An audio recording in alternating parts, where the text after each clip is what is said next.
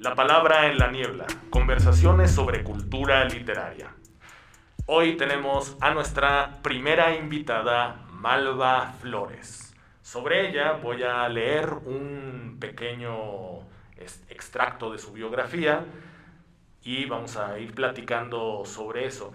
Aquí dice en la página de la literatura mexicana, de la enciclopedia, que es ensayista, narradora y poeta. Vamos a empezar por ahí. ¿Qué prefieres que se te conozca? ¿Como narradora, ensayista, poeta? ¿Qué es lo que más te gusta? Bueno, en realidad yo empecé escribiendo cuentos y toda la vida he querido ser novelista, pero no me ha salido. Esa es la verdad. Entonces, a lo que más me he dedicado es a escribir poesía. Me cuesta mucho trabajo decir que soy poeta, pero escribo poesía y también escribo ensayo. Me gusta mucho escribir ensayo, pero digamos que se me conoce por mis libros de poesía y de historia de la literatura. Maravilloso. Sigo con la biografía. Estudió lengua y literaturas hispánicas y la maestría en letras mexicanas en la Facultad de Filosofía y Letras de la UNAM. Ha sido profesora, coordinadora del Centro de Educación Continua y proyectos académicos de la Facultad de Filosofía y Letras de la UNAM, colaboradora en revistas, no sé si esta es una revista Comala, revistas literarias, El Día de los Jóvenes, Paréntesis, Revista de la Universidad de México, Sábado y Tierra Adentro. Becaria del IMBA en 1985 y del FONCA en 1993 y 1995. Premio Nacional de Poesía Joven de México, Elías Nandino en 1991. Premio Nacional de Poesía Aguascalientes, 1999 por Casa Nómada. Premio de Ensayo Literario José Revueltas en 2006 por El Ocaso de los Poetas Intelectuales.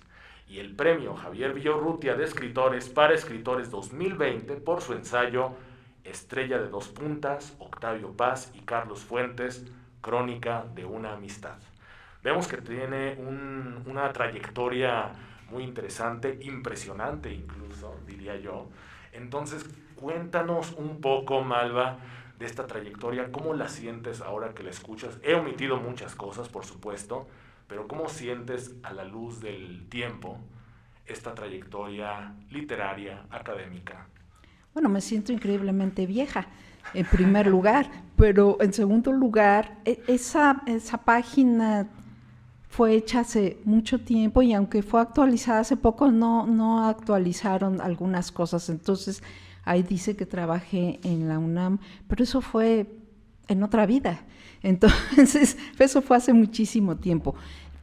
Yo pienso que los premios, las becas y todo eso que afortunadamente he podido obtener, lo he obtenido cuando Dios o los dioses o quien quieran alguna presencia tutelar sabe que lo necesito con urgencia y que si no lo tengo, no tengo con qué comer o no tengo con qué darle de comer a mis hijos. Entonces, no me creo tanto la historia de los premios como la del trabajo y la pasión y la emoción por escribir los libros. Eso sí me gusta, y de la trayectoria de cualquier escritor yo creo que rescataría eso, la emoción de escribir, de descubrir algo porque lo escribes o porque lo investigas.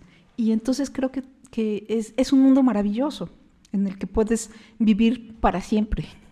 Increíble, me gusta mucho esta visión de que son más bien las cuestiones de la vida, las necesidades, las que inducen a que las cosas se vayan logrando, ¿no? Es decir, no es como o no sé si aquí me estoy equivocando, como un impulso de una musa, un impulso poético lo que te hace escribir, o ¿qué es? ¿Qué es lo que te ayuda a escribir? Yo sé que está muy mal decir que uno cree en las musas, pero yo sí creo que de pronto te llega algo que también está mal decirlo, que se llama o se llamaba inspiración. Y es cursi decir que uno cree en la inspiración, pero yo sí creo en la inspiración. Es decir, yo no escribo si no tengo nada que decir. Y cuando tengo algo que decir, pues cuando me pasaron cosas que generalmente no son lindas, porque uno no escribe la alegría. Bueno, yo me sorprendo mucho de aquellas personas que son capaces de crear cineastas, escritores, novelistas, pintores, de hacer algo con la alegría. No describir cómo es la alegría, sino producir alegría. A mí lo que me lleva es la tristeza, lo mío son las lágrimas. Entonces, solo cuando realmente me ha pasado algo que me conmueve de una manera tan terrible que necesito decirlo para que no me pase algo físico a mí, necesito decirlo. Y entonces escribo poesía. Hace poco, bueno, no hace poco, hace 3 años, mi padre se murió y escribí en 20 días, después de enterrarlo, 2 días después me puse a escribir y escribí una novela, que por supuesto no he sacado ni sacaré porque soy mala novelista, pero a eso es a lo que me refiero. Si no me pasan cosas, no tengo nada que decir. Y los ensayos es porque en el fondo soy muy chismosa y me interesa qué es lo que pasa con la vida de los que creen que la literatura es una forma superior de la vida. Y me gusta saber cómo se mueven en el mundo, qué hicieron, qué pasó de veras. La idea de encontrar una verdad es lo que me lleva a escribir ensayo. Muy bien, me interesa, me gusta mucho esta forma en que explicas desde dónde viene esa pasión por la literatura, que es desde las cosas que te pasan en la vida y que se vinculan al dolor, a las lágrimas, a la tristeza. Y muchas gracias por compartirnos eso. Actualmente trabajas en el Instituto de Investigaciones Lingüístico-Literarias de la Universidad Veracruzana en Jalapa. ¿Nos podrías compartir un poco cómo es tu día a día en esta institución?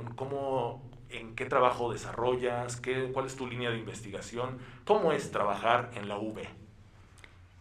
Bueno, para mí trabajar en la UB significó en primer lugar salvarme de la miseria. Es que, bueno, yo lo digo en esos términos, sé que no son los términos más adecuados, pero cuando llegué aquí hace 18 años, venía de México, mi marido, el padre de mis hijos y yo no teníamos trabajo, no teníamos nada y la UB me dio a mí un lugar. Entonces, para mí eso es algo esencial que siempre voy a reconocer y tener una enorme gratitud por esta institución. En segundo lugar, en este sitio es donde más he escrito y eso me lo ha permitido el tipo de trabajo que se realiza o que yo realizo en la universidad. Lo de las líneas de investigación, sé que es algo que uno debe decir que tiene líneas de investigación. A mí me da un poco de miedo lo de las líneas de investigación porque siempre pienso que es algo como las líneas de investigación forense, ¿no? Pero de algún modo sí lo es, porque uno va...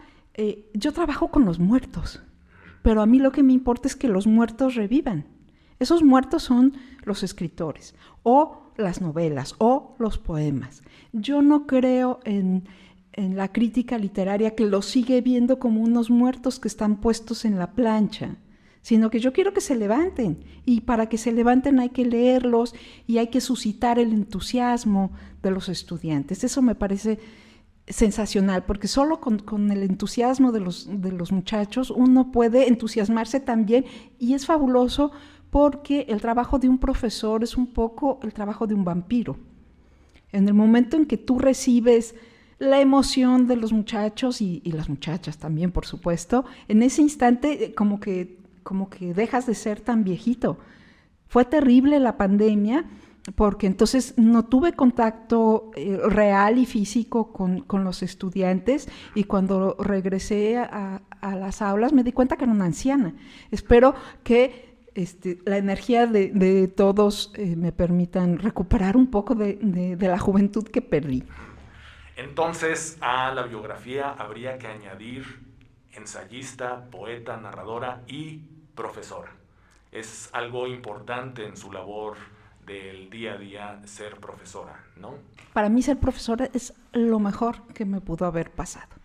Dar clase es maravilloso, me encanta, lo disfruto mucho, me enojo mucho, me entusiasmo, les hago preguntas difíciles a mis estudiantes, porque siempre creo que mis estudiantes me pueden enseñar más de lo que yo les puedo enseñar a ellos. Y en esta faceta de profesora, ¿cuáles son las clases que ha impartido? ¿Cuáles ha disfrutado mucho? ¿Y cuáles preferiría no volver a darlas? Esa es una pregunta muy difícil. Lo que pasa es que hay materias, en la universidad se llaman experiencias educativas, yo las conocía como materias, que cuando te dicen que las vas a dar, dices, no quiero dar esa materia por nada del mundo. Una de esas materias es la que doy actualmente, que es literatura del siglo XIX, hispanoamericana. Pero cuando me dijeron que le iba a dar hace algunos años, yo dije, ¿por qué? ¿Qué hice? No me hagan eso. Pero es una de las materias que más disfruto, porque lo que hice es poner a mis chicos a escribir. Es decir, vamos a escribir como Rubén Darío, vamos a escribir un cuento como Leopoldo Lugones, vamos a escribir una sextina como José Hernández, porque ¿quién se puede aprender cómo está hecha una sextina si jamás ha escrito una? Para mí eso es esencial. Entonces yo no doy las clases enseñándoles cuántas son las cosas o cómo fueron escritas. No, escríbanlas, investiguen y háganlo ustedes. Entonces, un día la clase es, digamos, teórica, entre todos contamos la historia de la escritura de una obra, y en la siguiente clase ellos tienen que escribir algo parecido o con el mismo estilo de quien leímos, y nos divertimos mucho. Muy bien, muchísimas gracias por este primer segmento de preguntas. A continuación, en La Palabra y la Niebla, escucharemos un rollito cultural a cargo de Edgar Rodríguez. Sherlock Holmes, detective creado por el inglés Arthur Conan Doyle, es uno de los personajes más reconocidos de la literatura universal. Su fama trasciende los libros. Ha sido protagonista de películas, series de televisión, programas de radio, cómics, mangas e incluso tiene su propia estatua y un museo en Londres. Pero, ¿te imaginas a Sherlock intentando resolver un misterio en una ciudad de Hispanoamérica? No hubiera resistido un solo día.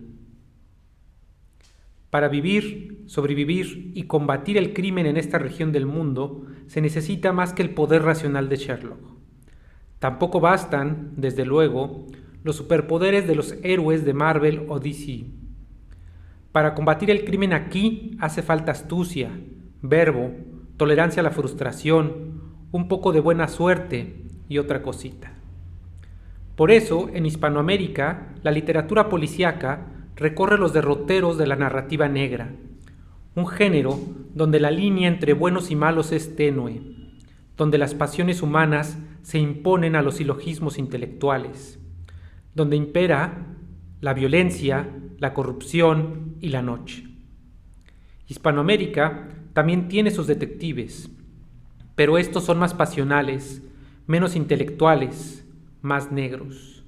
A continuación, te presentamos algunos de los más famosos detectives de Hispanoamérica. Si Londres tiene a Sherlock Holmes, la Ciudad de México tiene a Héctor Belascaroán Chain, un detective chilango engendrado por Paco Ignacio Taibo II. Este apareció por primera vez en 1976 en la novela Días de Combate, a la cual le siguieron otro par de novelas.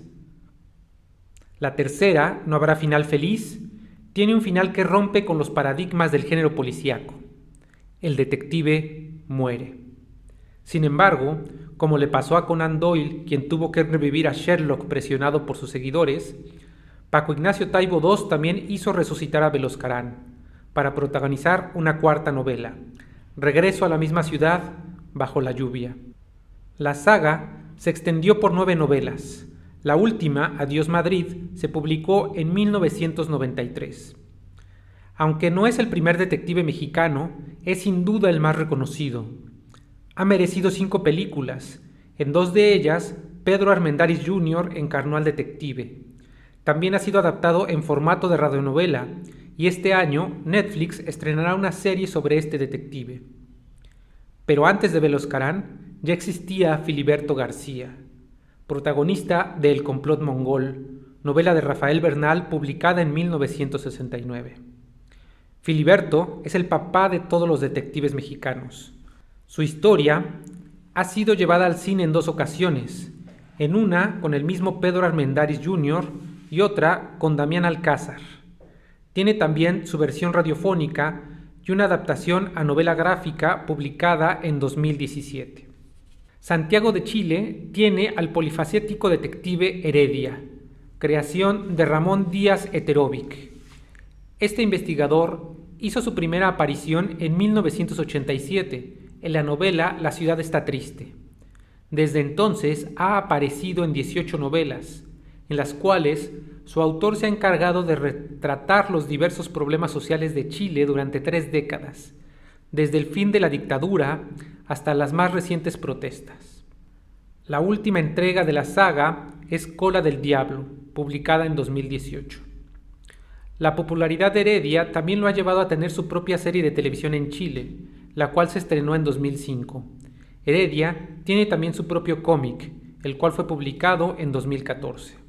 En La Habana, Cuba, la tradición de la narrativa policial tuvo un giro inesperado durante la Revolución, pues el género fue utilizado como una forma de propaganda política a favor del partido.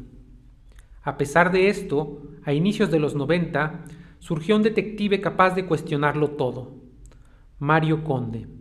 Fue creado por Leonardo Padura e hizo su aparición en 1991, en la novela Pasado Perfecto. Desde entonces, ha protagonizado 10 obras, la última de ellas publicada en 2022 bajo el título Personas Decentes. En 2016, el detective Mario Conde protagonizó la serie de televisión 4 estaciones en La Habana, la cual consta de 4 capítulos y fue transmitida por Netflix. Ese mismo año, la misma producción de la serie estrenó la película Vientos de La Habana, también protagonizada por el detective Mario Conde. Estos son solo algunos de los detectives más famosos de Hispanoamérica que han logrado traspasar la frontera de los libros para incursionar en otros medios y plataformas. Claro, existen otros, pero no cabe todo en un jarrito. Elemental, mi querido Watson.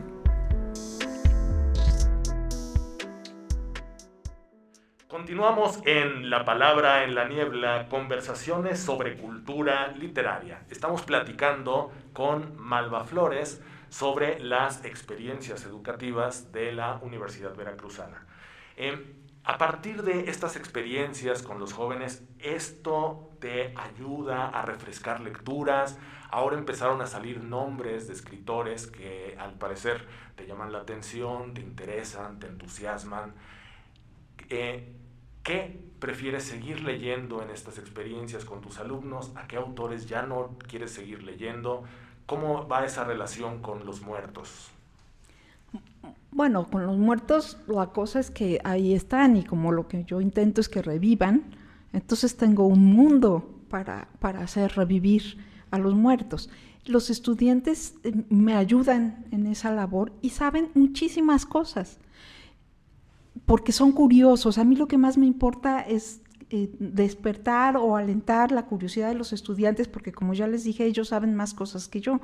Entonces, han leído muchísimas cosas, como ahora el internet permite que no seamos tan ignorantes todos, pues yo resulto la más ignorante, porque muchos de mis estudiantes conocen una bibliografía amplísima, escritores de otras tierras, así que me parece como algo lejano y que me obligan a leer, porque se ponen a discutir. A mí me gusta que en mis clases se discuta y que cada quien opine de una manera argumentada lo que piensa. Es decir, yo no creo que haya una sola y válida y verdadera interpretación de un texto literario. No lo he creído nunca. Yo creo que como cada uno de nosotros es distinto, no puede tener la misma interpretación sobre una obra. Entonces me gusta que me digan cuál es su interpretación, pero una interpretación argumentada, donde se conozca la historia, etc. Uno puede ir guiando eso, pero generalmente los estudiantes tienen mucha imaginación, conocen muchas más cosas y me enseñan. ¿Qué escritores nuevos leo?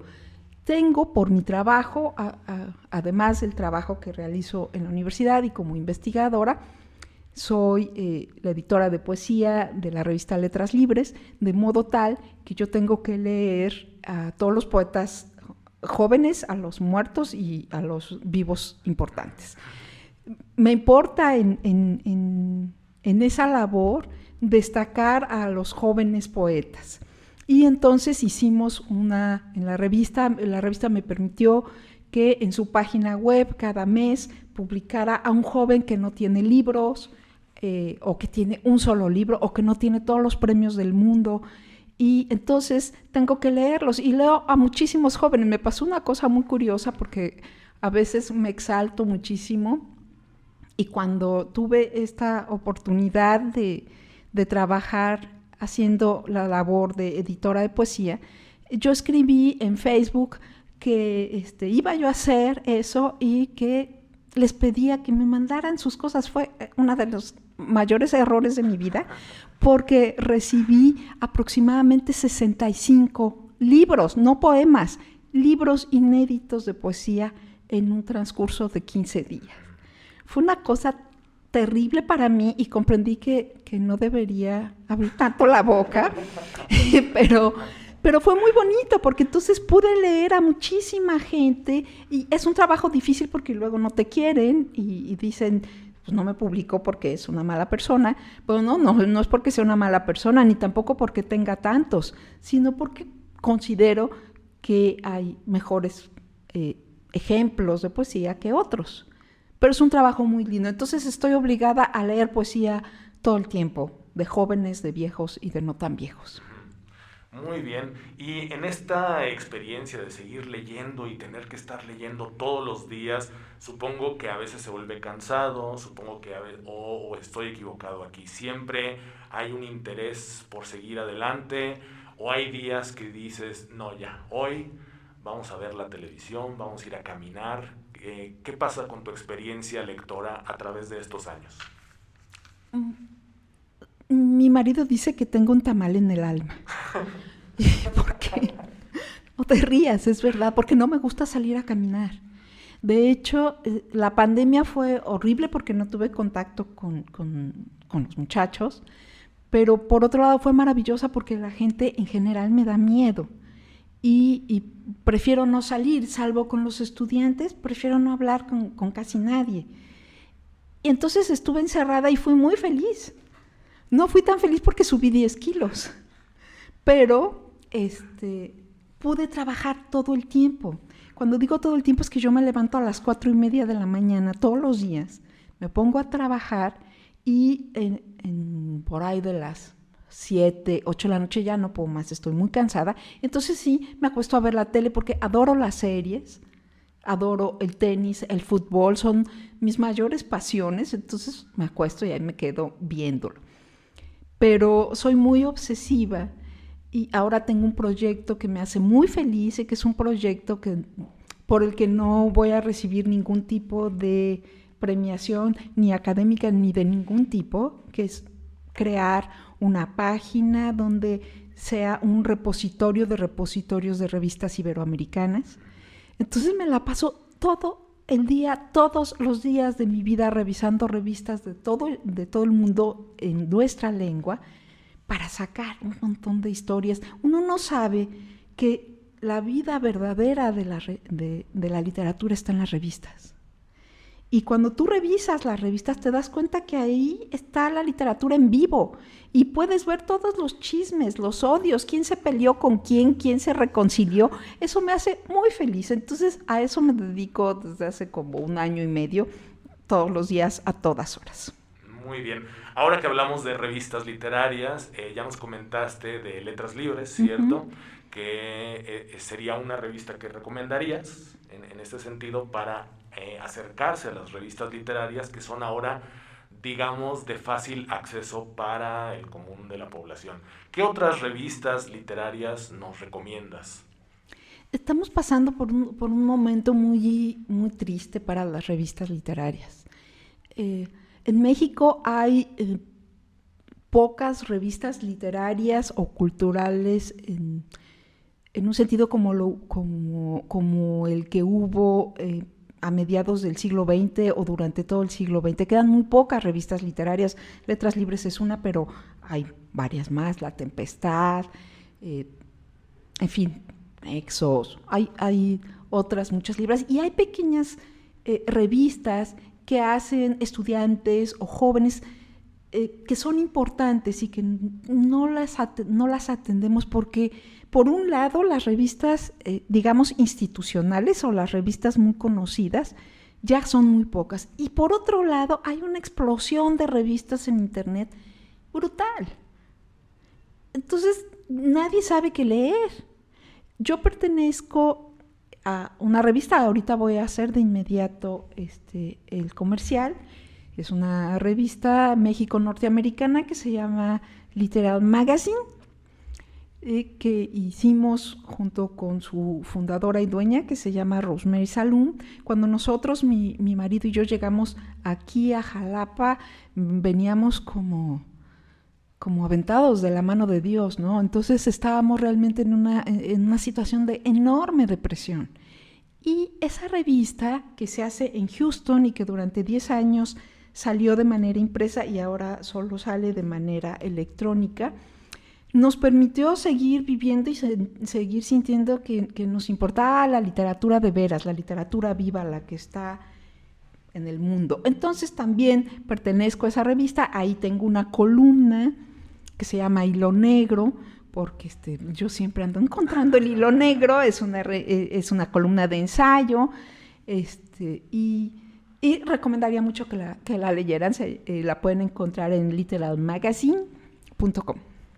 ¿Es una revista que está solamente en internet o también tiene una versión impresa? No, estuvo impresa 10 años y desde hace 8 años, me parece, ya solo está en internet. Muy bien. Actualmente, como mencionas, hay una explosión de contenido literario que se encuentra en internet, que se encuentra en blogs, en revistas literarias, en diferentes plataformas y también en redes sociales. Yo sé que eres muy activa en las redes sociales. ¿Nos podrías platicar un poco de esta relación que existe entre tu quehacer literario y la experiencia de las redes sociales? Además de lo que ya nos comentaste ahora de toda la gente que te mandó textos. Sí, fue una locura. Bueno, estoy por entregar un libro que me comprometí a hacer, cuyo centro, digamos, son todas las cosas que he escrito en Facebook durante toda mi vida de Facebook. De hecho, yo tengo una cosa que se llama Diario de Facebook, donde he bajado todas las cosas que he escrito, las fotos, etcétera. Me parece que es algo que no se debe perder y que todos deberíamos hacer, porque todos tenemos Facebook. Y no sabemos cuántas cosas interesantes podemos rescatar de nuestra experiencia cotidiana, de nuestra experiencia, no solo de que te caíste en la calle o que lavaste tus calcetines, sino tu experiencia lectora. Uno lee y uno quiere compartir con las personas lo que leyó, qué cosa le molestó. Ahora es más difícil porque estamos en un momento de enorme polarización y ya no es tan sencillo ni tan bonito como era cuando yo entré a Facebook hace muchos años y podías escribir una crítica. Ahora escribes una crítica y verdaderamente te quieren matar. Es una cosa terrible, ya no existe esa libertad. Es muy curioso ver cómo los defensores de la libertad y de la variedad y de que todos respetemos a todas las personas son los primeros en quererte linchar si no estás de acuerdo con lo que ellos piensan. Entonces se ha vuelto una vida un poco complicada. Yo prácticamente ya no escribo nada en Facebook porque ya no estoy dispuesta a soportar, ya estoy viejita y ya no quiero pelearme en Facebook, ¿no?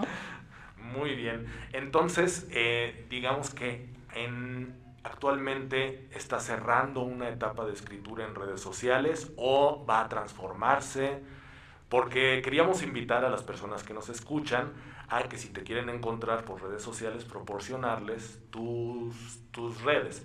Pero, no sé, a partir de lo que me dices... Yo encantada, Solo no me maltraten mucho, porque luego hay gente que te maltrata muy feo, ¿no?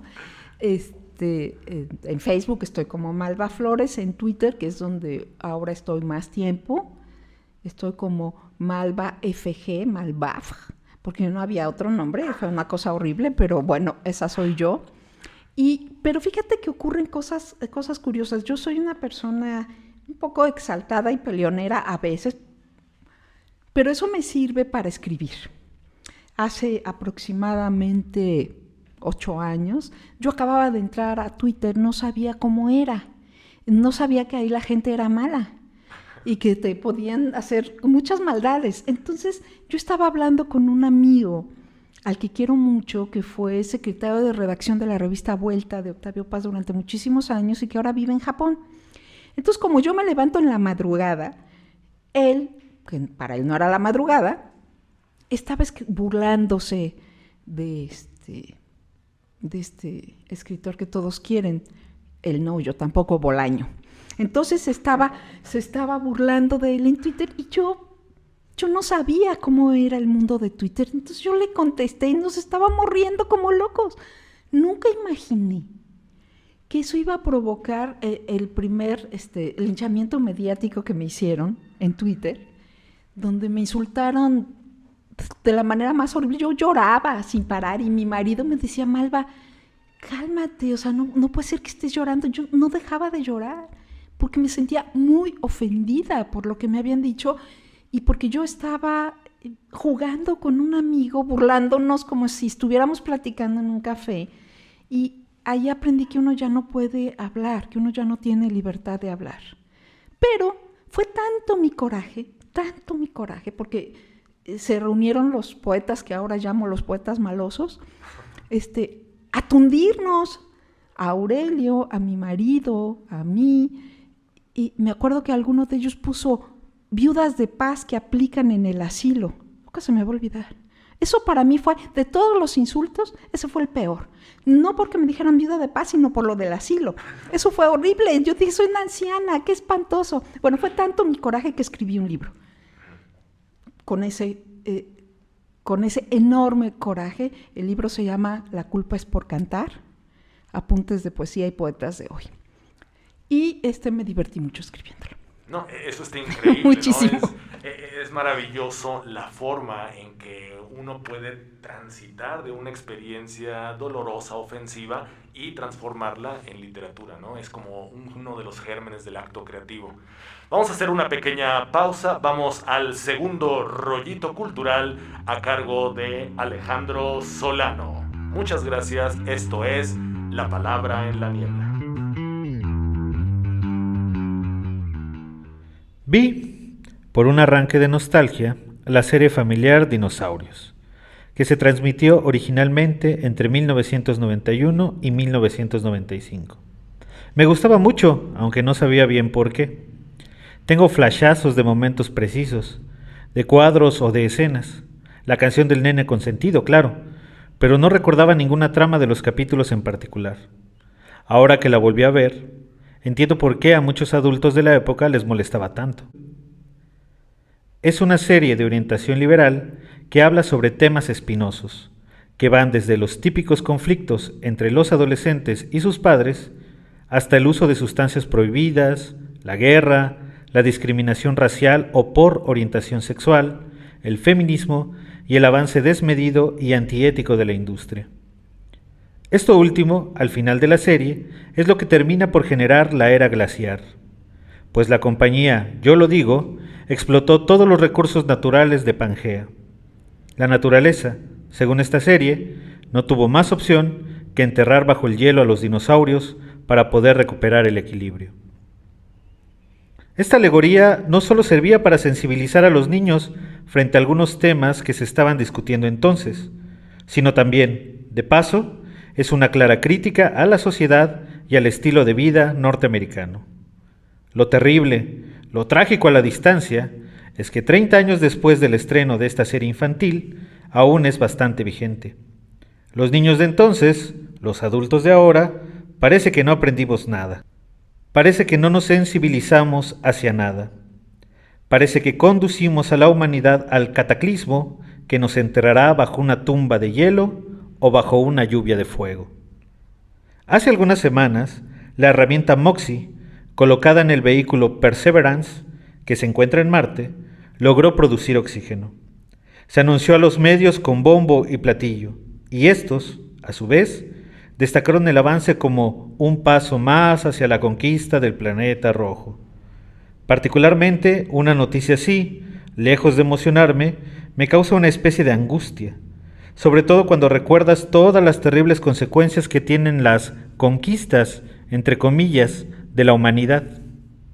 Es cierto, la tecnología nos ha permitido vivir más, con una mejor calidad de vida, con mayor comodidad, no lo niego, pero todo esto tiene un costo bastante alto, un costo que nunca pagan los que deberían. Parece que ya nadie recuerda las crónicas marcianas de Ray Bradbury. En el libro de relatos se reitera, como un recordatorio terrible, que la humanidad puede huir de la Tierra, pero no de sí misma, de su egoísmo, de su avaricia. Y que vaya a donde vaya, conquiste lo que conquiste, terminará por destruirlo todo a su paso. Pareciera que la insatisfacción y la necesidad de tener más es lo único que motiva a los industriales que patrocinan los viajes espaciales. No olvidemos ese relato en el que no se le permite subir al cohete a las personas de raza negra, porque la nueva civilización, la nueva humanidad, no admitirá el vicio de la miseria y la pobreza. En el selecto grupo que termine por conquistar Marte, lo anunció Bradbury hace 70 años, no estaremos considerados los jodidos, los tercermundistas, los pobres, los enfermos de hambre. Solo nos sentaremos frente al televisor a esperar a que la naturaleza nos entierre bajo una tumba de hielo o fuego, como en el triste final de la serie Dinosaurios.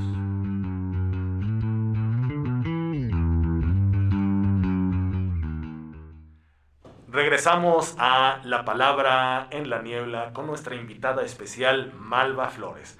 Platícanos un poco sobre tus últimas producciones literarias, dónde podemos encontrar tus libros y después sobre tus próximos proyectos.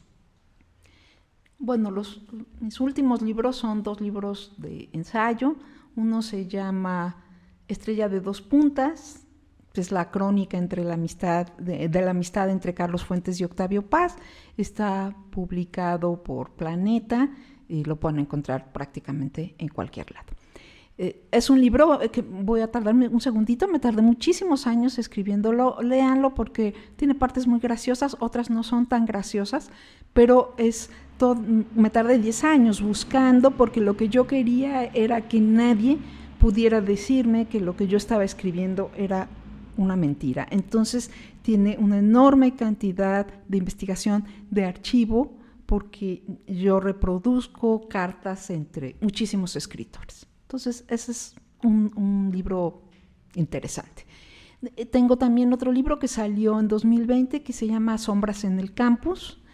Es un libro que ha sido muy bien recibido por la crítica literaria, no así por la crítica académica, porque el título habla ya un poco de mis preocupaciones sobre la naturaleza del trabajo en la academia en relación con la literatura. Muy bien. Y sobre tus próximos proyectos, ¿qué estás pensando escribir, además del repositorio que ya nos habías comentado? Bueno, estoy terminando un libro que se llama Fémur, Crónicas de lo Sublime. Ese debo terminarlo en unos 15 días. Estoy haciendo otro trabajo que me parece que es sensacional, que es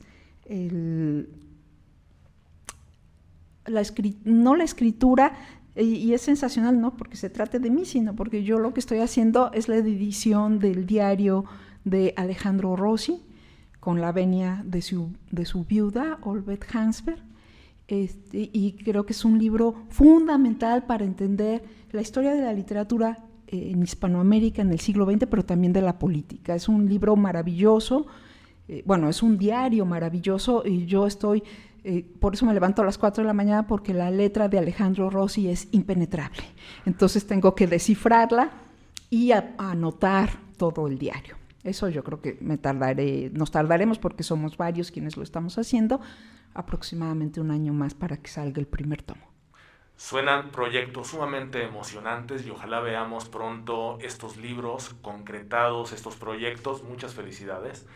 Y ya para terminar nuestro programa, La Palabra en la Niebla, una recomendación para las personas que quieren empezar a escribir. Para las personas que quieren empezar a escribir, yo siempre les digo, si es poesía y también si es narrativa, en el caso de un cuento, que escriban primero, transcriban el poema o el cuento que más les guste. Después que transcriban 2 o 3 poemas o cuentos que aborrezcan. Porque yo creo en que te llega como por ósmosis, no sé explicarlo, pero por ósmosis se te mete en el cuerpo y entonces, si tienes lo que más amas y lo que más aborreces, tú vas a salir de ahí en medio. Como una síntesis. Como una síntesis. Muy Además, bien. siempre puedes aprender de lo que odias. Claro, claro. Muchísimas gracias, Malva. Ha sido un programa estupendo. Un placer tenerte con nosotros. Esto fue La Palabra en la Niebla. Muchas gracias. Muchas gracias. La Palabra en la Niebla, conversaciones sobre cultura literaria, es una producción del Instituto de Investigaciones Lingüístico-Literarias de la Universidad Veracruzana. Locutor, Alejandro García. Rollitos culturales, Edgar Rodríguez, Alejandro Solano, Raúl Osorio y Shanique Sánchez. Controles y apoyo técnico, Manuel Escobar. Edición, Naomi Tanamachi. Producción y dirección, Alejandro Solano.